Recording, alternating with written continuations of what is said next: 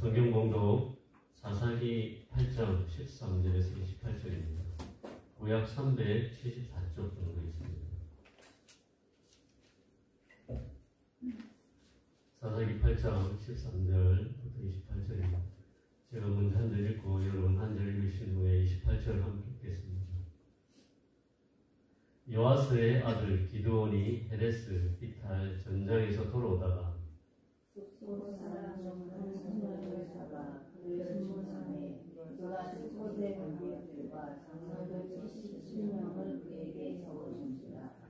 기드온이 숫고 사람들에게 이르러 말하되 너희가 전에 나를 희롱하여 이르기를 세바와 살문나의 손이 지금 내 손 안에 있다는 거냐? 어찌 우리가 내 피곤한 사람들에게 떡을 주겠느냐? 한 그 세바와 살문나를 보라 하고 그 성읍의 장로들을 잡아 느냐시와 헬레로 숫고 사람들을 징벌하고 분우의 망대를 활며 그 성읍 사람들을 죽이니라. 이에 그가 세바와 살문나에게 말하되 너희가 답으로서 주신 자들은 어떠한 사람들이더냐 하니 대답하되 그들이 여호와 앞에서 하나님같이 왕자들의 모습과 같더라. 그가 이르되 그들은 내 형제들이며 내 어머니의 아들들이니라.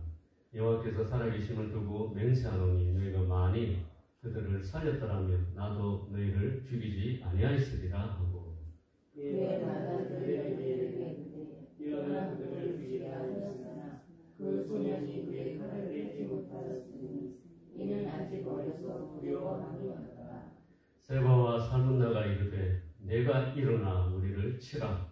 사람이 없다하면 그의 힘도 그러하니라 하니 기드온이 일어나 세바와 살문나를 죽이고 그들의 낙타 목에 있던 초승달 장식들을 떼어서 가지니라. 그때 이스라엘 사람들이 기드온에게 이르되 당신이 우리를 미디안의 손에서 구원하셨으니 당신과 당신의 아들과 당신의 손자가 우리를 다스리소서 하는지라. 기드온이 그들에게 이르되 내가 너희를 다스리지 아니하겠고 나의 아들도 너희를 다스리지 아니할 것이요 여호와께서 너희를 다스리시리라 하니라. 기드온이 또 그들에게 이르되 내가 너희에게 요청할 일이 있으면 너희는 각기 탈취한 귀고리를 내게 줄지니라 하였으니 이는 그들이 이스마엘 사람들이므로 금 귀고리가 있었습니다. 무리가 대답하되 우리가 즐거이 드리리다 하고 겉옷을 펴고 각기 탈취한 귀고리를 그 가운데에 던지니 기드온이 요청한 금 귀고리의 무게가 금 700세겔이요 그 외에 또 초승달 장식과 햄물과 미디안 왕들이 입었던 자색 두복과 또 그 외에 그의 낙타 목에 둘렀던 사슬이 있었더라. 기드온이 그 금으로 에봇 하나를 만들어 자기의 성읍 오브라에 두었더니 온 이스라엘이 그것을 음란하게 위함으로 그것이 기드온과 그의 집에 올무가 되니라. 미디안이 이스라엘 자손 앞에 복종하여 다시는 그 머리를 들지 못하였으므로 기드온이 사는 40년 동안 그 땅이 평온하였더라. 아멘. 안녕하십니까. 주 안에서 문안드립니다. 비가 많이 왔는데 잦아지게 해주셔서 감사드립니다. 모든 성도님에게 하나님의 은혜가 충만하시길 축복드립니다. 오늘 말씀은 기드온이 300용사를 데리고 세바와 살문나를 추격하던 중에 숙국과 분노의 사람들을 통해서 받은 치욕을 되갚는 이야기와 또한 미디안 왕들을 처단하는 이야기입니다. 그런데 그 과정 가운데 기드온이 겪은 숨막히는 영적 전투에 관해서 오늘 얘기해 볼까 합니다. 본명 기드온은 300명이라는 말도 안 되는 수로 대적인 미디안 군대를 무찌르고 대승을 거두었습니다. 그런데 실질적인 전쟁은 끝났는데 승리 후에 있었던 또 다른 영적 전쟁 이야기를 하려는 것입니다. 이를 통해서 정말 우리가 항상 긴장의 끈을 놓지 말아야 함을 깨닫는 시간이 되길 소망합니다. 옛말에 삼세판이라는 말이 있습니다. 덜도 말고 3번은 해야 직성이 풀리고 결말이 난다는 말입니다. 이처럼 한 번 붙어서 졌는데도 불구하고 또 한 번 더 맞붙고 또 승부가 났는데도 승복하지 않고 한 번 더 승부를 내기 위해서 다시 붙으려고 하는 끈질긴 승부욕이 이 말 속에 들어있다고 생각합니다. 그런데 우리 삶에도 삼세간처럼 분명히 예수 그리스도의 십자가 사건으로 영적 전쟁이 끝났는데도 불구하고 사탄은 지금까지 포기하지 않고 우리를 넘어뜨리려는 시도를 참 계속하고 있다는 사실을 여러분들도 아실 거라고 생각합니다. 오늘 말씀에 그런 집요한 사탄의 도발이 있었다는 것을 말씀드리고 싶습니다. 기도는 분명 전쟁에서 승리하고 돌아왔습니다. 그러나 성경을 보면 기도원이 육적 전쟁에서는 천신만고 끝에 승리를 거두었지만 육적 전쟁 후에도 사단은 포기하지 않고 영적 전투를 걸어왔다는 것을 성경은 우리에게 간접적으로 알려주고 있습니다. 기도원을 넘어뜨리기 위해서 사단이 걸어온 영적 전투를 지금부터 하나씩 분석해 보도록 하겠습니다. 첫 번째 전투는 기도원이 가진 혈기를 자극하는 시험이었습니다. 그 혈기는 다름 아닌 숫꽃과 버누엘에서 발생했습니다. 숫꽃은 요단 동편의 갓 지파가 기업으로 차지한 성읍이었습니다. 기도원이 300명의 용사를 거느리고 미디안 대군과 맞붙었을 때에 하나님의 놀라운 도우심으로 미디안 군대가 자기들끼리 싸움을 하면서 미디안 군대의 진영이 무너졌습니다. 그 후에 미디안의 두 방백인 오렛과 스엘이 도망하다가 에브라임 사람들과 싸우는 중에 그 틈을 타 도망을 간 미디안 연합군의 두 왕인 세바와 살문나의 뒤를 기드온이 비록 피곤하지만 끝까지 쫓고 있을 때 기드온이 자기를 따르는 지친 300용사를 위해서 동족인 숫곳 사람들에게 떡덩이를 요구한 사건이 있었던 곳이 바로 숫곳이었습니다. 그러나 숫곳 방백들은 기드온이 도움을 요청했을 때 기드온의 요청을 거절했습니다. 숫곳 방백들은 미디안 두 왕인 세바와 살문나를 기드온 용사들이 추격해서 싸워 이길 수 있을지 없을지 모르는 상황이라고 판단했을 겁니다. 숫곳 방백들은 비록 도망하고 있는 미디안 군대라고 하지만 기드온이 거느린 300명으로는 이길 수 없다고 판단한 것입니다.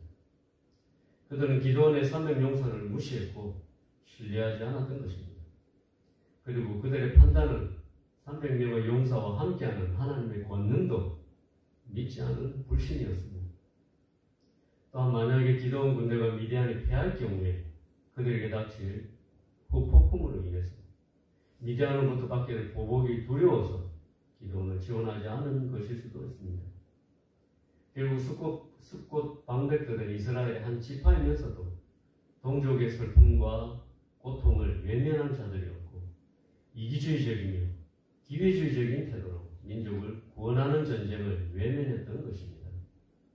그때 기드온은 들가시와 찔레로 숫곳 방백들의 살을 타작하듯이 징벌하겠다고 다짐하면서 극도의 분노를 표출했습니다.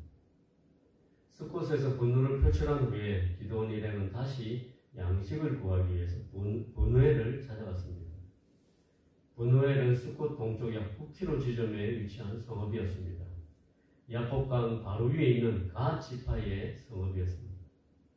그들도 숫곳 사람들처럼 지친 기드온과 300용사를 멸시하며 박대했습니다.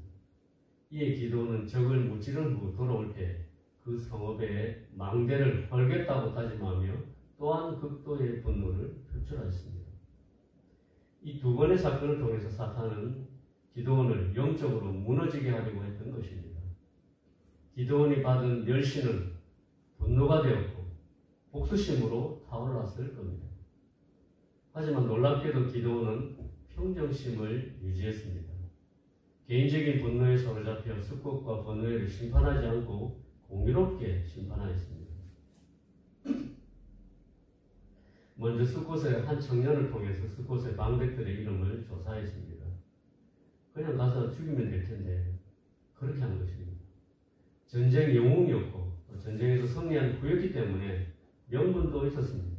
그래서 숫곳 사람 전체를 다 징벌할 수 있었습니다. 하지만 그는 책임 소재를 분명하게 했습니다.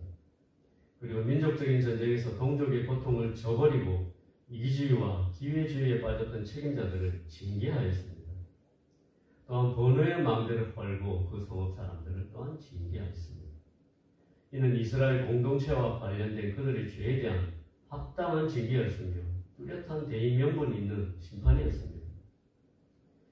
우리나라에서도 일제강점기에 일제의 편을 들며 민족을 배반했던 사람들을 징계했던 것처럼 기도원의 징계는 개인적인 복수심이 아니라 합당한 징계였던 것입니다. 기도원은 사적인 복수심을 누르고 공의로운 판단으로 악을 제거했습니다. 또한 미디안 왕들에 대한 심판에서도 그는 혈기를 따라 행하지 않았습니다. 오늘 본문 18절 19절에 보면 기도원의 말에서 그것을 확인할 수 있습니다. 18절 19절을 함께 읽어보겠습니다. 시작. 이에 그가 세바와 살문나에게 말하되 너희가 다봇에서 징역하는 어떠한 사람을 일어나니 대답하되 그들이 여호와를 가서 하나같이 왕자들의 모습과 같으라 하니라. 그가 이르되 그들은 내 형제들이며 내 어머니의 아들들이니라.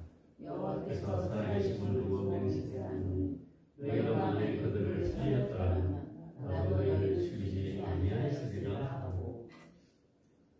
다볼은 드보라와 바락이 시스라의 군대에 대항하기 위해 진을 쳤던 곳이었습니다.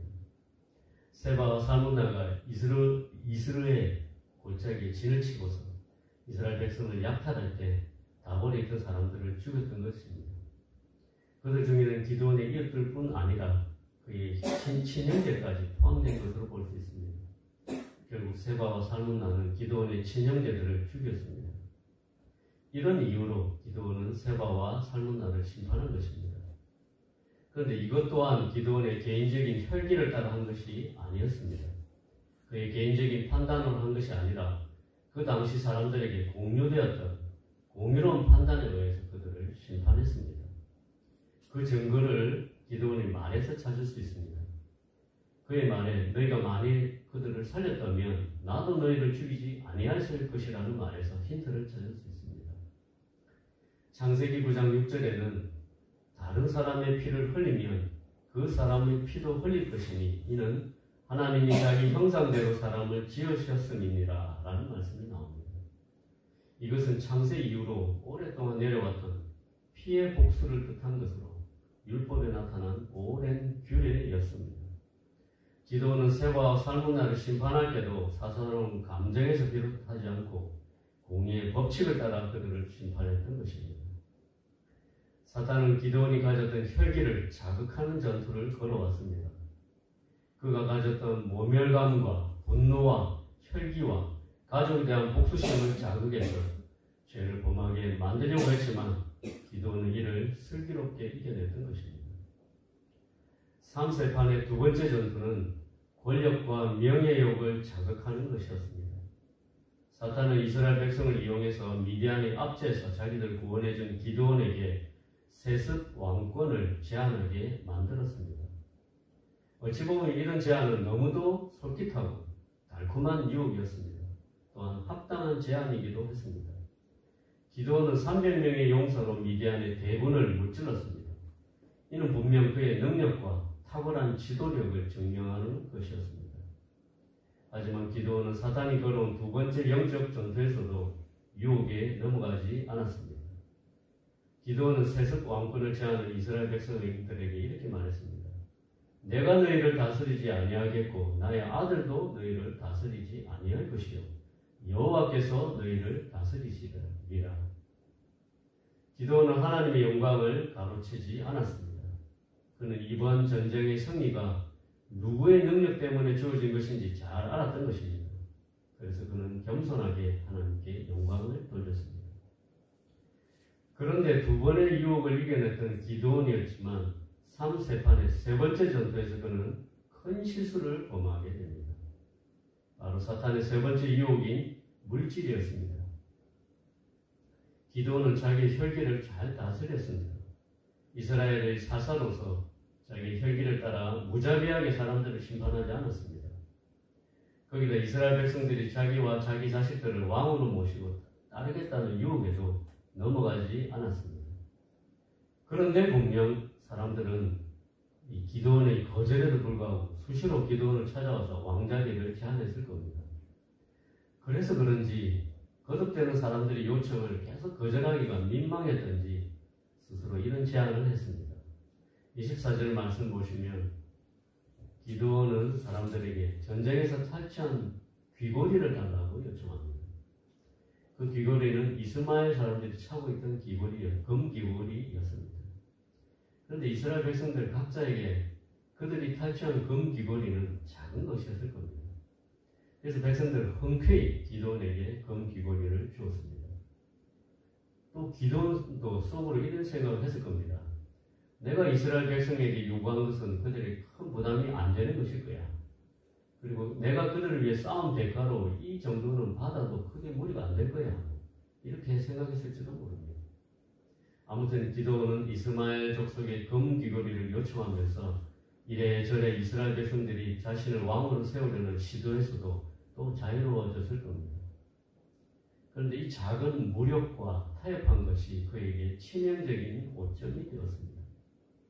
그의 타협의 결과는 본문 25절에서 28절까지 잘 나와 있습니다. 기드온은 이스라엘 백성들이 즐거이 준 금귀고리로 에봇을 하나 만들었습니다. 원래 이 에봇은 제사장이 입는 옷입니다. 하나님께 제사를 드릴 때 입는 성스러운 의복이었습니다. 특히 대제사장 아론이 입었던 에봇에는 보석이 박혀 있고 우림과 둠림을 넣은 가슴패가 달려 있었습니다. 그래서 에봇은 단순한 옷이 아니라 하나님의 뜻을 묻고 또 그 뜻을 받는 도구였고 하나님과의 중개 역할을 하는 거룩한 상징물이었습니다. 기드온은 미디안과의 싸움에서 큰 승리를 거둔 후에 이스라엘 백성에게 왕이 되어달라는 요청을 받았지만 겸손하기를 거절하였습니다. 그런데 그의 겸손함 속에는 순수함이 없었던 것입니다. 그는 백성들이 준 전리품을 모아서 에봇을 만들었고 그것을 자기 고향 오브라에 세워두었습니다. 이런 그의 행동은 마치 나는 왕이 아니지만 나와 내 도시는 특별하다는 것을 암시했던 것입니다. 그의 이런 행위로 인해서 백성들은 그 에봇을 통해 하나님의 뜻을 묻기보다 우상처럼 섬기게 되었습니다. 기드온 때문에 비록 40년의 평화 시대가 시작되었지만 40년 동안 이스라엘 백성들은 기드온이 만든 에봇 때문에 우상 숭배에 빠지게 되었고 기드온은 다음 세대를 타락으로 이끌었습니다. 기드온의 순수하지 못한 겸손과 물질과의 타협으로 인해서 이스라엘은 하나님의 뜻과 멀어진 형식적인 신앙으로 전락했고 사람 중심의 종교로 변질되었습니다. 제가 지금까지 사탄이 집요하게 기드온에게 걸어온 3세판을 분석해 보았습니다. 그런데 기드온은 왜 넘어졌을까요? 기드온은 분명 개인적인 수치심과 분노와 복수심의 정욕을 누르고 공유로운 판단력을 발휘하여 공동체의 악을 심판하면서 육체의 정욕이 주는 유혹에서도 승리하였습니다. 또한 이스라엘 백성들이 자신과 자신의 가문에게 세습 왕권을 제안했지만 미디안을 물리친 것이 자기 힘으로 얻은 승리가 아니며 하나님의 전적인 은혜였음을 인정했기 때문에 달콤한 권력의 유혹 앞에서도 넘어지지 않고 승리할 수 있었습니다. 그러나 잇따른 승리감에 취했던 것일까요? 그의 판단력이 흐려지면서 스스로 물질 앞에서 이 정도는 괜찮다고 여기며 금귀고리의 유혹과 타협하는 잘못을 범하게 되었습니다. 작은 물욕은 그의 숨겨진 야망을 자극했고 물질을 사용해 에봇을 만들어 하나님의 대제사장이 된 듯한 착각을 사람들에게 불러일으켰습니다. 그리고 그의 물질과의 타협은 그와 그의 가문과 그의 고향을 우상의 소굴이 되게 만들었고 그의 작은 타협 때문에 다음 세대까지 타락하게 만들었습니다. 작은 판단 실수가 이처럼 엄청난 결과를 낳고만 것입니다. 여호수아 시대에도 이런 일이 있었습니다. 여호수아가 여리고를 무너뜨리고 또 비록 아간의 죄 때문에 부침을 겪었지만 아이성도 점령하고 승리에 취해 있을 때 여호수아는 결정적인 판단 실수를 하고 맙니다.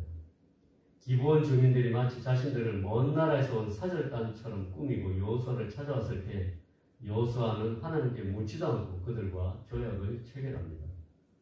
뒤늦게 그것이 그들의 속임수라는 것을 알게 되었지만 하나님 앞에서 맹세한 그들의 말로 인해서 그들은 기브온과 싸울 수 없었습니다. 분명 하나님께서는 이스라엘 백성들에게 가나안의 모든 족속을 심판하라고 하셨지만 여호수아와 장로들의 잘못된 판단으로 기브온 사람들을 살려줌으로 인해서 이스라엘 민족이 가나안을 완전하게 정복하지 못하고 점점 타협하게 만드는 계기가 되었습니다. 잘못된 선례를 만들면서 그들은 가나안 족속과 점점 타협하며 그들에게 동화되어 살아가게 되었습니다. 솔로몬이 지은 아가서 2장을 보면 작은 여우 이야기가 나옵니다. 우리를 위하여 여우, 곧 포도원을 허는 작은 여우를 잡으라. 우리의 포도원에 꽃이 피었습니다.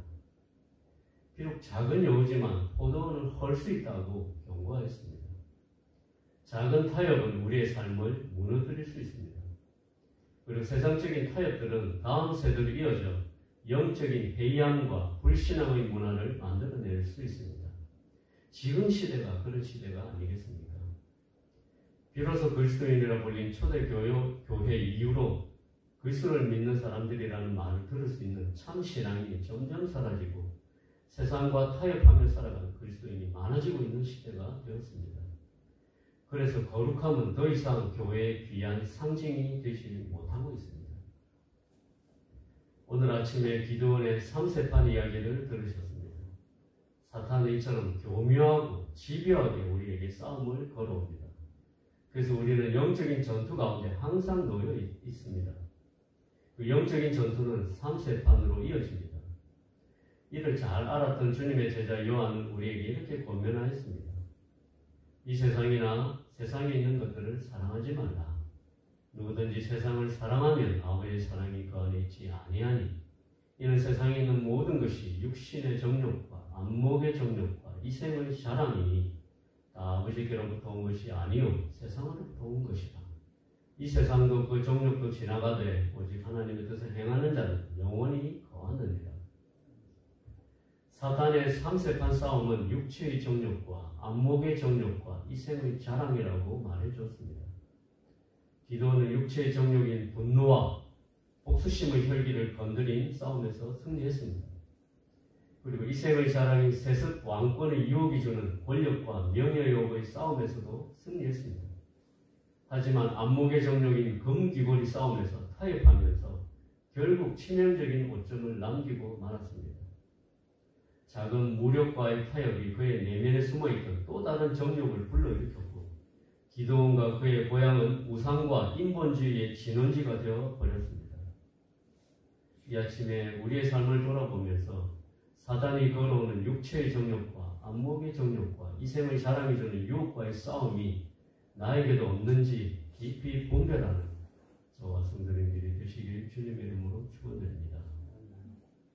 함께 기도하겠습니다. 하나님 아버지, 우리를 삼키려고 우는 사자처럼 우리에게 싸움을 걸어오는 영적인 전투 앞에 타협하지 않도록 말씀을 통하여 분별력을 주시옵소서.